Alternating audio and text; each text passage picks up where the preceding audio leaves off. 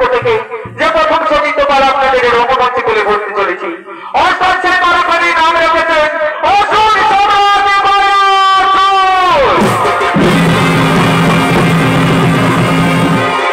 তাই শুধু দর্শক মন্ডলী, আমরা সকলে পিণ্ডদান করার জন্য যাই গয়া ধনে, তাই কোথা থেকে সেই গয়া ধনের প্রীতির করে পরিণত হলো এই সঙ্গীত নাচের মাধ্যমে আমরা তুলে ধরতে চলেছি।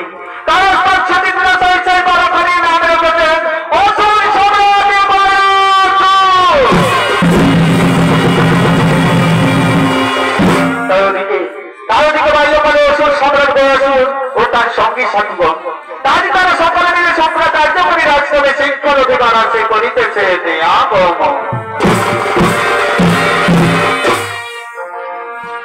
দেখবে রাজা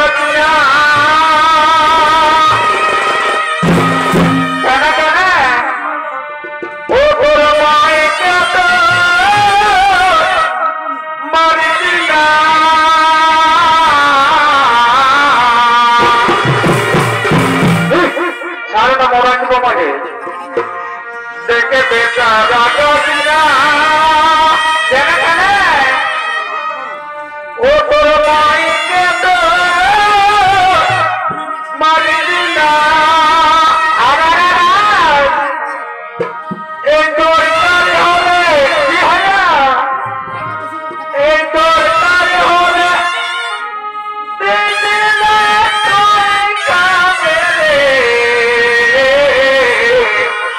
যাকে খাতে দেখে দেখবো আমরা বুড়া বুড়ে পারে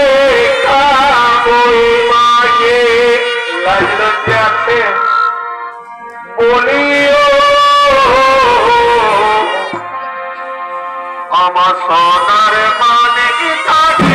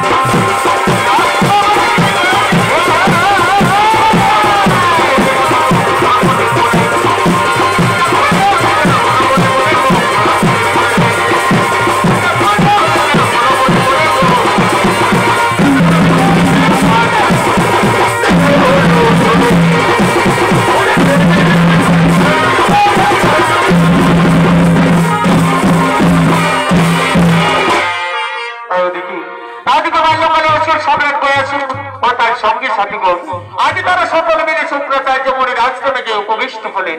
আর ওদিকে দত্তপুরে শুক্রাচার্য মুনি আজ ধীরে ধীরে নিজের শিক্ষা নিকেতনের দিকে করেছে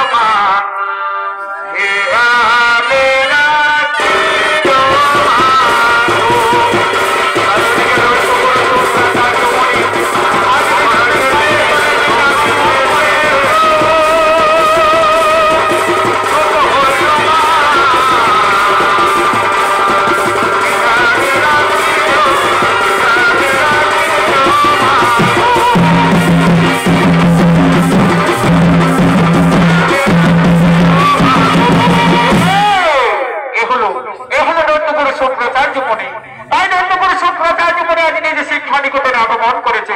আর এতক্ষণে শুক্রাচার্যের ভূমিকায় নৃত্য পরিবেশন করে দেখাবেন ইনি হলেন পানিপাথর মা পার্বতী মহিলা ছৌ সমিতির ওস্তাদ কুমারী সুচিত্রা।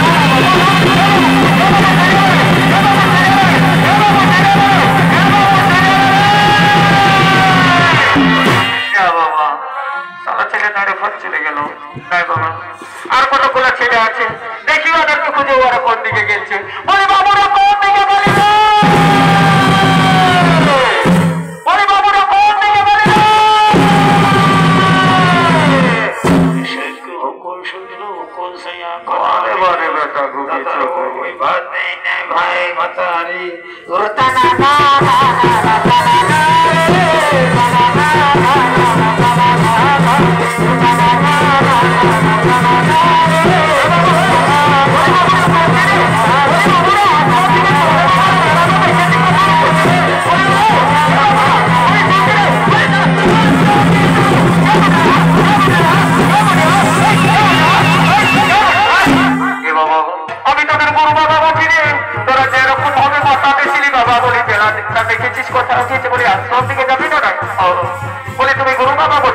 তুমি হ্যাঁ করবে না, তুমি আমাদেরকে এরকম করে কি করলে? কি বাবা, হে বাবু, আমি তোদেরকে ডাকতেছি রে আশীর্বাদ করার জন্য। তোরা আমার আশ্রমে প্রথম আসিছি, আমি তোদেরকে আশীর্বাদ করার জন্য ডাকতেছি রে।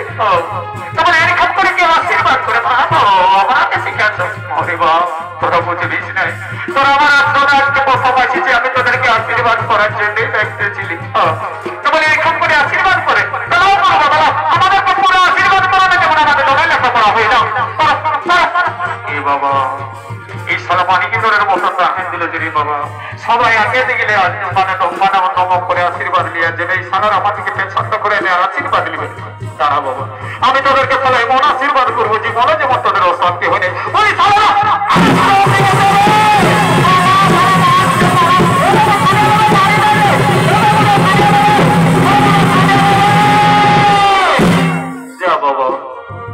ছেলেগুলাও দৌড়ে ঘর চলে গেল।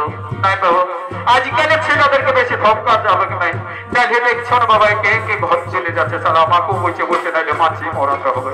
নাই বাবা, আর কতগুলো ছাত্র আছে, দেখি ওদেরকে খুঁজে কোন দিকে গেছে। বলি বাবা কোন দিকে বলি রে, বলি বাবা কোন দিকে বলি রে। বারে বারে বেটা ভুগি চলবে, তুই এখানে থেকে আছিস। আমার লেখা পড়া আর হবে না রে বাবা, আমার লেখা পড়া আর হবে না রে বাবা। এ কাকা, এ কাকা, আমাকে ডালে পড়াবে না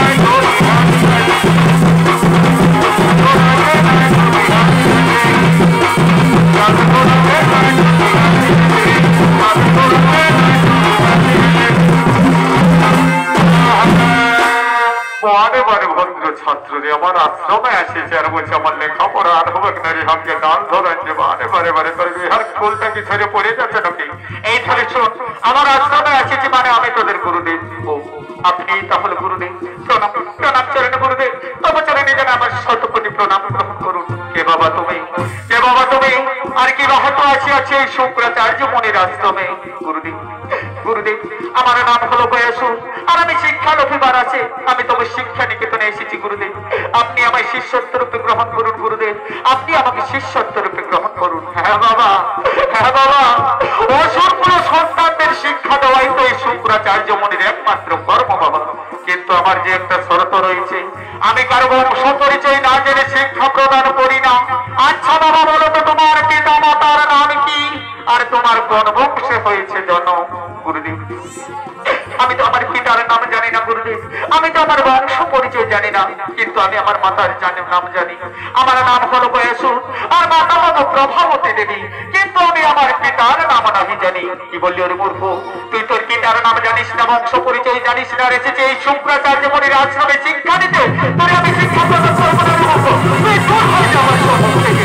না না না গুরুদেব, আপনি আমাকে ছাড়িয়ে দেবেন না গুরুদেব, আমি অনেক আশা নিয়ে তুমি শিক্ষা দিতে পেরে এসেছি গুরুদেব। আপনার যদি পায়ে পড়ে অনুরোধ করে জানাই গুরুদেব, আপনি আমায় শিক্ষা গ্রহণ করুন। ওরে মূর্খ নির্লজ্জ, তুই তোর পিতার নাম জানিস না, বংশ পরিচয় জানিস না, তার মানে তো তোর কোনো জন্মেরই ঠিক নেই। তোর মা হয়তো ৫-৭ ঘাটে জল খেয়ে তোকে ভূমিষ্ঠ করেছে, তোর মা হলো তোর ব্যভিচারিণী, তোর পুরুষরিণী বেশকারী, আর সেই বেশকারী তুই জানাই সন্তান। তোকে আমি শিক্ষা দেবো, তোকে আমি শিক্ষা দেবো, চাকরি দেবো, তাড়িয়ে দেবো, চাকরি দেবো, তাড়িয়ে দেবো, চাকরি দেবো, তাড়িয়ে দেবো, তোরে আমি শিক্ষা প্রদান করবো না করবো, তোরে আমি শিক্ষা প্রদান করবো না।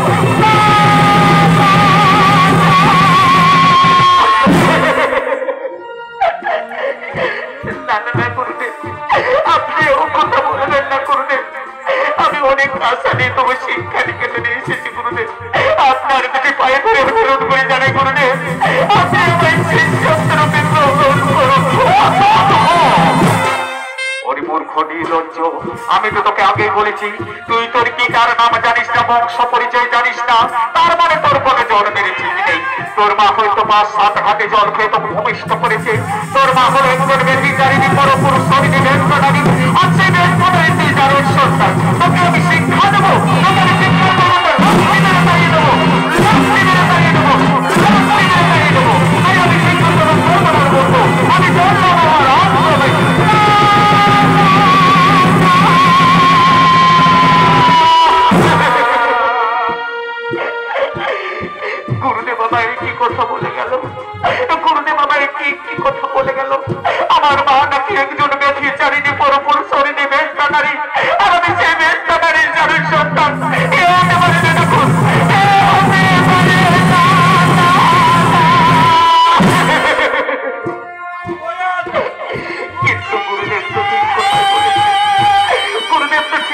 বলেছে সত্যি তো আমি আমার পিতার নাম জানি না, আমি আমার বংশ পরিচয় জানি না, তাহলে কি সত্যি আমি জারুর সন্তান? না না না, আজকে আমায় জানতে হবে কি আমার পিতা, আমার কোন বংশে হয়েছে যেন, কিন্তু কে আমায় বলে দেবে? মনে পড়েছে আমার একমাত্র গর্ভধারিণী মা, সে বলতে পারবে কি আমার পিতা আমার কোন বংশে হয়েছে যেন। তাই আমি এক্ষুনি চলে যাবো আমার মাতার কাছে। তাই কোথাও মা জানেনি, তুমি একটিবার আমায় দেখা দাও মা, তুমি একটিবার দেখা দাও মা।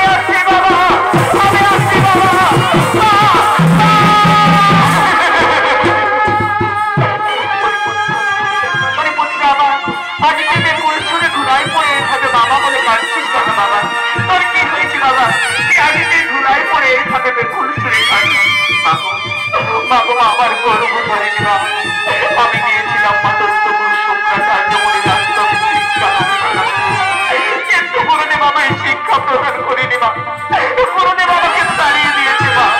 আর গুরুদেব আমায় কি বলেছে জানো মা? গুরুদেব আমায় বলেছে তুমি নাকি একজন নাকি চারিণী পড়ো অনুসরী দেবের সাদারি, আমি সেই দেবের সাদারি চারির সন্তান মা, আমি সেই দেবের সাদারি জানো।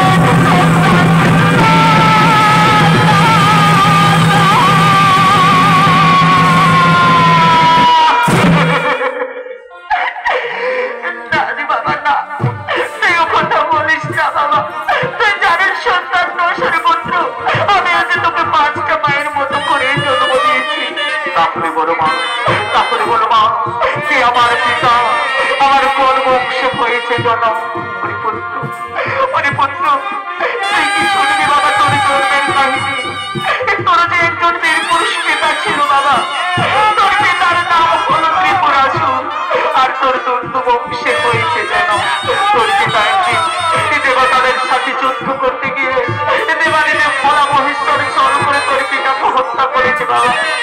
তুই কি পারবি ওর পুত্র তোর পিতৃ হত্যার প্রতিশোধ দিতে? আমি পারবো মা, আমি পারবো মা। তাহলে যার পুত্র তুই তোর গুরুদেবের আশ্রমে পিতৃ পরিচয় দিয়ে উপযুক্ত শিক্ষা শিক্ষিত হয়ে তুই একদিন তোর পিতৃ হত্যার প্রতিশোধ দিস বাবা।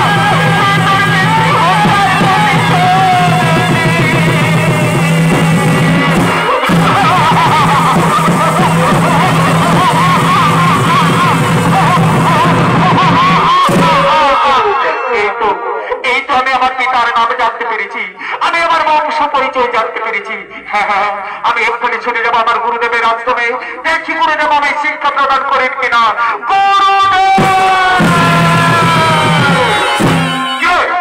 মূর্খ নির্লজ্জ তুই আবার এসেছি।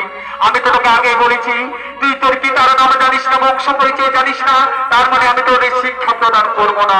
গুরুদেব গুরুদেব, আমি আমার পিতার নাম জেনে এসেছি গুরুদেব, আমি আমার বংশ পরিচয় জেনে এসেছি। কি তুই জেনে এসেছিস?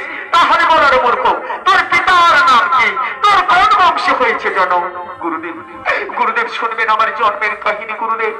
আমার পিতার নাম হলো ত্রিপুরাসুর, আর আমার দন্ড বংশে হয়েছে যেন একদিন আমার পিতা নাকি দেবতাদের সাথে যুদ্ধ করতে গিয়ে দেবাদিদেব পরমহংসের ছল করে আমার পিতাকে হত্যা করেছে গুরুদেব।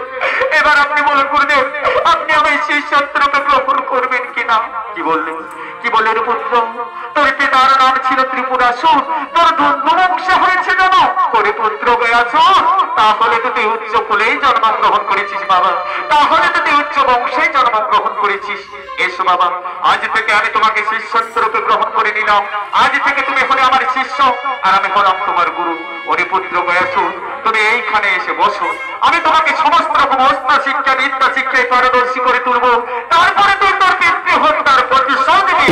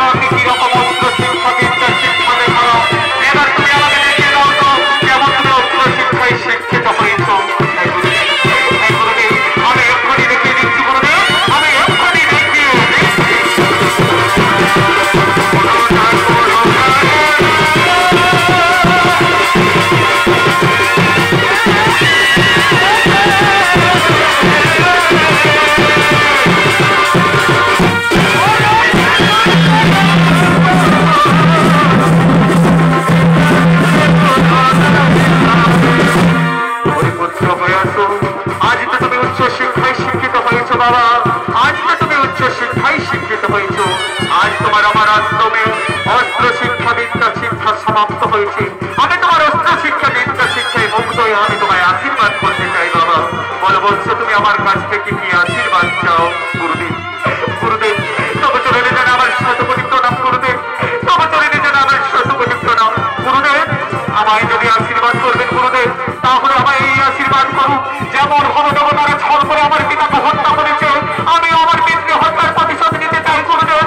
আমি আমার পিতৃ হত্যার প্রতিশোধ নিতে চাই। তথাস্তু পুত্র গয়াসুর, আজ আমি তোমাকে সেই আশীর্বাদই করলাম। তবে একটা কথা মনে রেখো বাবা, কোনদিন ধর্ম ছেড়ে ও ধর্মের পথে যেও না। অহংকারে বসে কোনদিন নারী জাতির উপর করোনা জ্বালাতন, করোনা নির্যাতন, তা না হলে তোর একদিন নারায়ণের হাতে হইবে মরণ। কথাটি রাখিও শরৎ পুত্র, কথাটি রাখিও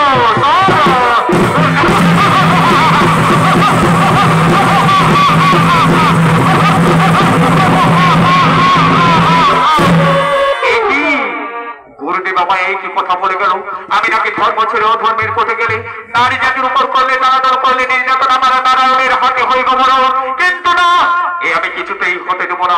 আমি ছড়ে বড় কৌশলে না তোমার তপস্যা করে সেই নারায়ণের কাছ থেকে চেয়ে নেবো অমরত্ব পর। দেখি নারায়ণ আমাকে কিভাবে হত্যা করে। তার বিলম্বের নাহি প্রয়োজন, আমি এক্ষুনি গভীর অরণ্যে ছুটে যাবো। কঠোর তপস্যা করে নারায়ণের কাছ থেকে চেয়ে নেবো অমরত্ব পর। কিভাবে আমাকে নারায়ণ হত্যা করে আমি দেখবো, তার আমি বিলম্ব করবো না। আমি সঙ্গে সঙ্গে গভীর অরণ্যে এক্ষুনি করিব।